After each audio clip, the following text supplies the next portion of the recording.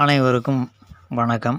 பிரக்ம முகூர்த்தம் இந்த சொல் பிரம்ம முகூர்த்தம்னு உச்சரிக்கப்படுது. எப்படியோ நமக்கு தெரிஞ்சால் சரி. அந்த பிரக்ம முகூர்த்தத்தினுடைய அர்த்தம் என்ன அப்படிங்கிறது பல பேருக்கு தெரியாமல் இருக்கிறதுனால அதை பற்றின விளக்கமாக ஒரு காணொலியை நம்ம வழங்க வேண்டியதாக இருக்குது. இதில் முகூர்த்தம் அப்படிங்கிறது சமஸ்கிருத சொல். அந்த முகூர்த்தம் அப்படிங்கிற சொல்லுக்கு என்ன அர்த்தங்கிறத முதல்ல தெரிஞ்சுக்கணும். அதாவது தமிழில் மணி அப்படிங்கிறோம். 1 மணி நேரம் 2 மணி நேரம். அந்த மணி அப்படிங்கிறது அந்த கால அளவு. மணி அப்படிங்கிறதுக்கு பேர் தான் இந்த முகூர்த்தம். ஆங்கிலத்தில் என்ன சொல்கிறோம்? டைம் அப்படிங்கிறோம். அதனால் இதனுடைய முகூர்த்தம்னா நேரம் அப்படின்னு அர்த்தம், வேறு ஒன்றும் கிடையாது.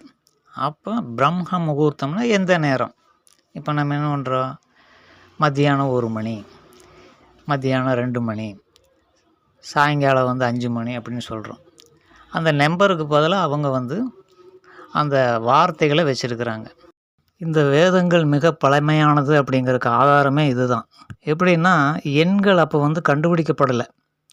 இந்த ஹரப்பா மொஹஞ்சதாரோ இந்த நாகரிகத்துக்கு முந்தைய நாகரிகத்தில் ஹரப்பா மொஹஞ்சதாரோவிலேயே எண்கள் கிடையாது அப்படிங்கிறதுக்கு பல ஆதாரங்கள் இருக்குது. இங்கே தமிழ்நாட்டில் அதை பொய்யும் பித்தலாட்டமும் பேசி அதை புரட்டு கதைகளாக உருட்டிகிட்டு இருக்கிறதுனால நம்ம அதோட கம்பேர் பண்ணி பார்க்கவே கூடாது. ருத்ர முகூர்த்தம் அப்படின்னா அந்த சூரியன் கண்ணுக்கு தெரிய ஆரம்பிச்சிருது அப்படின்னு அர்த்தம். அந்த சூரியனத்தை ருத்ர, கொடூரமான அப்படிங்கிற மாதிரி ஒரு மீனிங்கில் அந்த இடத்துல அவங்க அதை மணியாக காரணம் காட்டுறாங்க. அதாவது ருத்ர நேரம் அப்படின்னு வச்சுக்கலாம். தமிழில் சொன்னால் அப்படி தான் சொல்லணும். இப்போ ரயில்வே நேரம்னு ஒன்று இருக்குது. 1 to 24 மணி நேரம். அதுக்கு நம்பர் கொடுத்துருக்குறோம். நம்பர் இல்லாதனால அந்த காலத்தில் பன்றி, அப்புறம் பசு, இந்த மாதிரி மிருகங்களுடைய பெயர்கள், அதுபோக மேகம், பாம்பு, சூரியனுடைய நிலவனுடைய பெயர், இப்படியெல்லாம் வச்சு அந்த இடத்துக்கு தகுந்த மாதிரி என்ன ஒரு சூழ்நிலை வருதோ அதனுடைய பெயர்களை பயன்படுத்தி 30 விதமாக பிரிச்சிருக்கிறாங்க. இதுதான் உண்மை.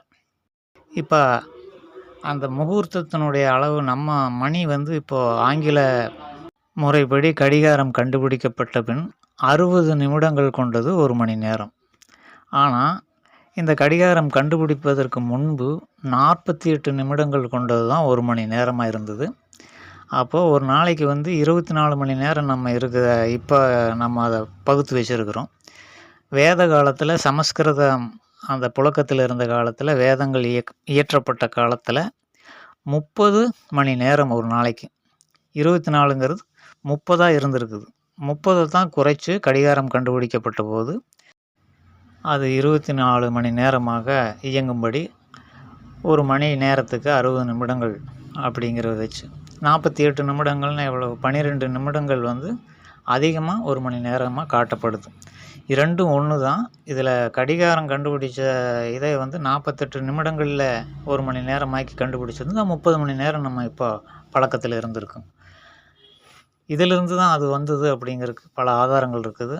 அது நம்ம எப்போவுமே நம்முடைய பெருமைகளை நம்ம ஏற்றுக்க மாட்டோம். இங்கிலீஷ்காரன் சொன்னால் தான் ஏற்றுக்குவோங்கிறதுனால அதை அடுத்த டாப்பிக்கில் பார்ப்போம்.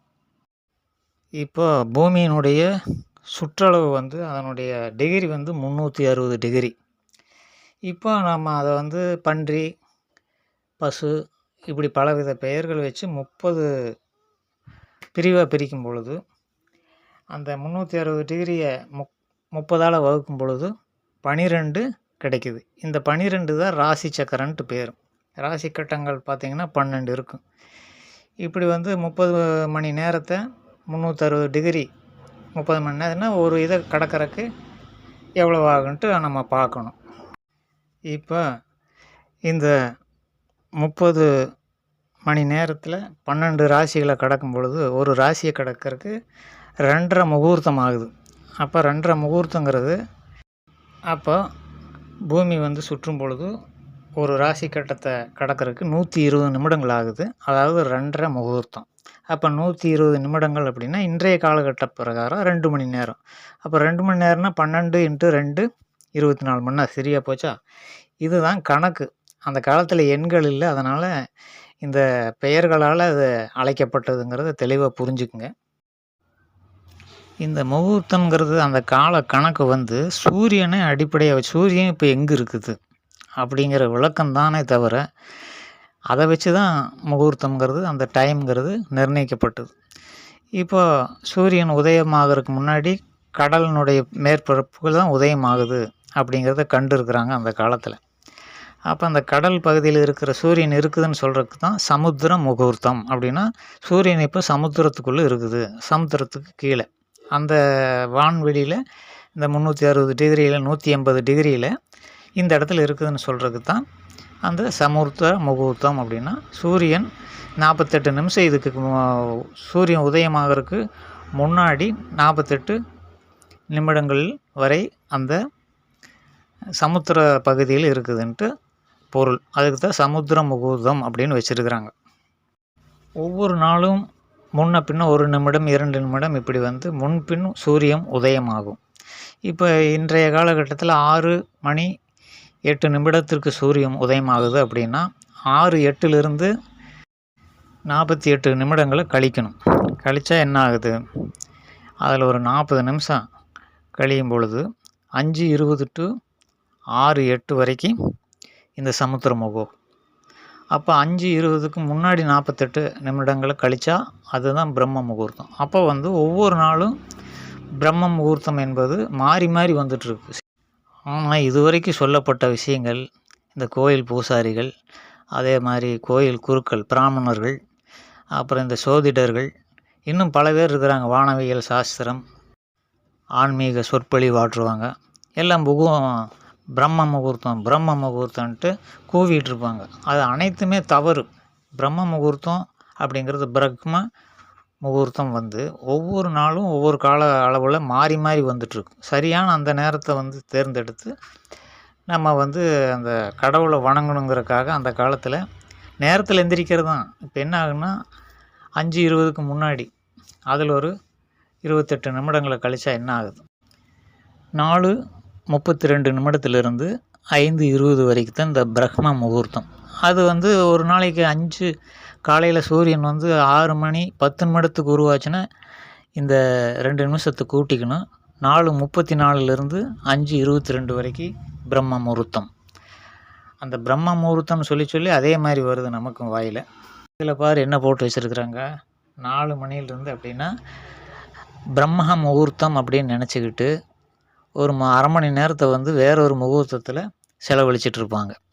இது போன்ற தவறுகள்னால தான் அந்த வேதத்தில் சொல்லப்பட்டிருக்கிற விஷயங்கள் எதுவும் நடைமுறைக்கு வருவதில்லை அப்படிங்கிறத புரிஞ்சுக்கணும். தப்பாக செஞ்சால் அப்போ தப்பாக தான் வரும்.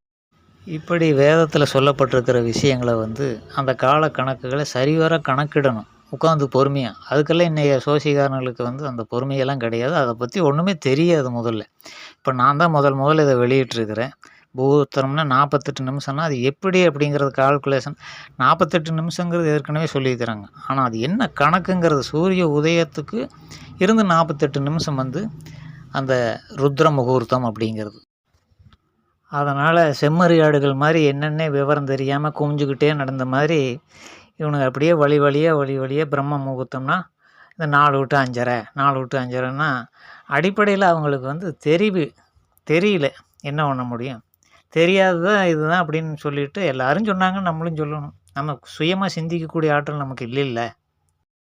சரி, பிரம்ம முகூர்த்தத்தில் வந்து ஏன் எந்திரிக்கணும், அந்த இதெல்லாம் பண்ணணும், ரெடி ஆகணும் அப்படிங்கிறது காரணம் என்னென்னா, அந்த காலத்துலலாம் போக்குவரத்து நடைப்பயணம் தான். எங்கே போனாலும் நடந்து தான் போகணும். வெயிலுக்கு முன்னாடி கிளம்பணும்னா கொஞ்சம் நேரத்தில் எந்திரிச்சு நம்ம வந்து ரெடியாகி அந்த வெயில் வந்து சூடு ஏறக்குள்ள ஒரு 10 மணிக்கு முன்னாடியே சேர வேண்டிய இடத்துக்கு போய் சேரலாம். ஒரு ஊருக்குள்ளேயே போகணும்னா 1 மணி நேரம் 2 மணி நேரம் நடந்தால் தான் அந்த இடத்துக்கு கடக்க முடியும். இப்போ ஒரு 20 கிலோமீட்டர் இருக்குதுன்னா ஒரு பக்கத்து ஊர் இருக்கும். அந்த ஊருக்கு போனோம்னா இதை மாதிரி விடிய காலையில் எந்திரிச்சு போனால் தான் அந்த வெயிலுக்கு முன்னால் நடந்து போய் சேர முடியுங்கிறக்காக இந்த கால அளவுகளெல்லாம் வச்சு அதை வந்து நேர்மையாக சொன்னோம்னா புரியாது மனிதர்களுக்கு. அந்த காலத்தினுடைய நாலேஜ் கம்மியாக இருந்ததுனால இப்படி எதையாவது ஒரு அந்த முன்னோர்கள் வர்றாங்க, சாமி வருது, ஏதோ ஒன்று வருதுன்னு சொல்லி மக்களை வந்து அதை புரிய வச்சு அவங்கள அந்த வெயில் வர்றதுக்கு முன்னாடி அந்த இடத்துக்கு போய் சேர்றதுக்கான வழி என்னமோ அதை மறைமுகமாக சொல்லி பயமுறுத்தி அல்லது எப்படியோ ஒன்று சொல்லி வழி நடத்தினாங்க. அது வந்து இப்போது ஏறி உட்காந்தா காரில் போகிறாங்க, ஆகாய விமானத்திலேயே போகிறாங்க. அதுக்கு வந்து வெயில் ஒன்றும் படாது. அதனால் எந்த நேரத்தில் வேணாலும் கிளம்பி எப்படி வேணாலும் போகலாங்கிற மாதிரி இந்த காலகட்டம் ஆச்சு. இது தோன்றிய காலத்தை வச்சு நம்ம பார்க்கணும், ஏன் அந்த காலத்தில் இப்படி இருந்தது அப்படி. அதை வந்து மூட நம்பிக்கைன்னு சொல்கிறது எவ்வளோ ஒரு மூட நம்பிக்கைன்னு புரிஞ்சுக்குங்க. இந்த திராவிட கழகம்னு போட்டு ஒரு கழகம் தமிழ்நாட்டுக்குள்ளே சுற்றிட்டு இருக்குது. அது வந்து இந்த பழமையில் என்ன தோன்றின காலத்தை வச்சு அந்த கால சூழ்நிலையில் அவங்களுக்கு தகுந்த அறிவோடு தான் செஞ்சுருக்குறாங்க. அது இவனுங்களுக்கு புரியல. ஏன்னா மரமண்டை தானே இந்த திராவிட கழகத்தில் இருக்கிறவங்களுக்கெல்லாம் அடிப்படை அறிவு கிடையாதுங்கிறதுனால இதை வந்து என்னமோ மூட நம்பிக்கைன்னு சொல்லிட்டு இருக்கிறாங்க. பரப்பி விட்டவனு இந்த மாதிரி மூட நம்பிக்கையாக பரப்பி விட்டது இந்த மாதிரி திராவிட கழகம் மாதிரி ஆட்கள் தான். அறிவில்லாதவனு தானே இதை பரப்பி விட்ருக்க முடியும், இது மூட நம்பிக்கைன்ட்டு. அப்படித்தான் வந்து இப்போ வந்து சேர்ந்துருக்குது. அதனால் இதை உண்மை என்னங்கிறத புரிஞ்சிட்ருப்பீங்க அப்படின்ட்டு நான் நம்புகிறேன். அதனால் முகூர்த்தம் அப்படின்னா 1 மணி அப்படின்னு அர்த்தம். அப்போ 30 மணி நேரங்களும் அந்த காலத்தில் கணக்கிட்டாங்க அப்படிங்கிறத தெளிவாக புரிஞ்சுருப்பீங்க. அதனால் உங்களுக்கு விருப்பம் இருந்தால் இந்த பிரம்ம முகூர்த்தத்தில் இப்போ என்னென்ன பண்ணிகிட்ருக்கிறீங்களோ அந்த சோசிகார இந்த யூடியூப் வீடியோக்கள் எல்லாம் பார்த்து செஞ்சிட்ருப்பீங்க. அது செய்யுங்க. என்ன காரணம்னா, அப்படியாவது நேரத்தில் எந்திரிக்கிறீங்கள அப்படிங்கிறதுக்காகத்தான்.